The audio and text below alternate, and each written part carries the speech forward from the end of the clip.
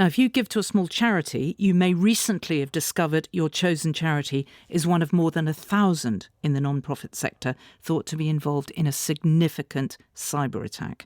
Last week, a company called Beacon CRM was hacked. It works with organisations like Lincoln Cathedral and English National Ballet. CRM stands for Customer Relationship Management, and it's a type of system where many businesses use to organise their contact information or their marketing and handle customer support. Now, it's thought bank details aren't involved in this hack, but things like personal details and email addresses may potentially be, and it demonstrates just how difficult it is to keep your personal data safe. No matter how complex your password, your data can be obtained if the company holding it is breached. So we asked people in Salford whether it's something that concerns them. I've always been really adamant about creating strong passwords, I will say. Someone I know when I was a young person got super hacked. With all What's a super hack?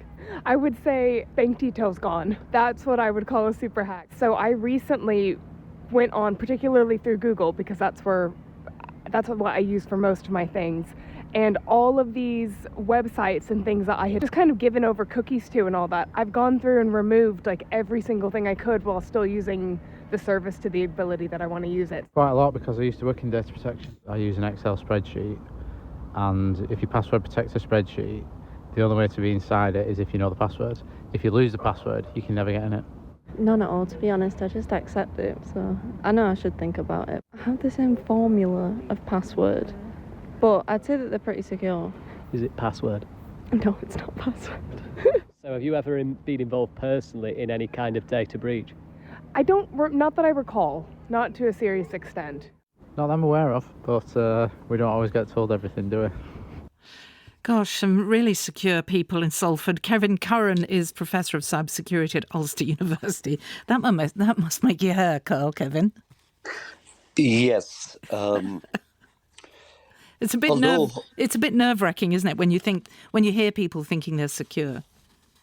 Yes, but hopefully passkeys will take over. I'm sure the public have seen regularly that they get a notification to use passkeys instead of passwords, which are much better because your password cannot be taken by a third party in this case, and nothing passes over the network. So hopefully, because passwords are generally the weakest key when it comes to cybersecurity. But in the case of the actual charity hack... Beacon CRM, yes. How big is this cyber attack on poor Beacon? Yes, I mean, it's a company which handles about 1,500 charities mostly. You know, it's a customer relationship management software. But in that case, it would have been an employee's password, or actually access keys, which were leaked, and it allowed the hackers then to download all the details of any of the customers on each individual charity or organization. And that could, the employee, it could be completely accidental, couldn't it? They could have received a phishing email where they didn't realise that they were imparting information. Very exactly. Generally, when it comes to data breaches, the human is generally the weakest link. 8 out of 10 generally attacks have always been the human who's been phished, or their credentials have been on the dark web or something else again. So in other words, to get into the master database for any company, really, you just need to get to someone within the IT team who actually has the credentials to log in and to do things again and to move across the network. So quite often of late, actually, a lot of phishing attacks, and especially on a related issue, which is ransomware, where data is encrypted and then blackmail is used to try to. But generally, a lot of criminal organizations are increasingly targeting the IT manager because they know that they have the keys to the kingdom. Gosh. Well, we know this information is out there now. So what should people be looking out for in terms of how the criminals might use it?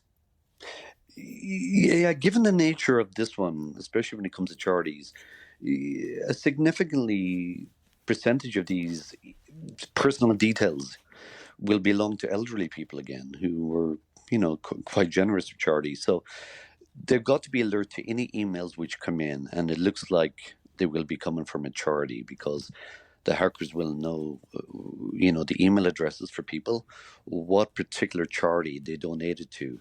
And so these emails would come in and they will look so legitimate, especially now in the AI age where the brag grammar of the past days have gone and they look really, really sophisticated. And it might ask people to say that, look, we've changed our bank account, and please update your bank account details to point to this bank account here. And of course, the money gets redirected, or simply send us money through PayPal or some other way as well. So, and also maybe phone calls would come in as well to people who are not tech savvy as well. To just, it's good to be, it's good not to trust as we did in the past, to be cynical about phone calls and emails, really, and go out of them and call up the charity if you can, find them on the actual online itself, rather than, again, the old thing about clicking on email, any links within emails, or trusting people over the phone.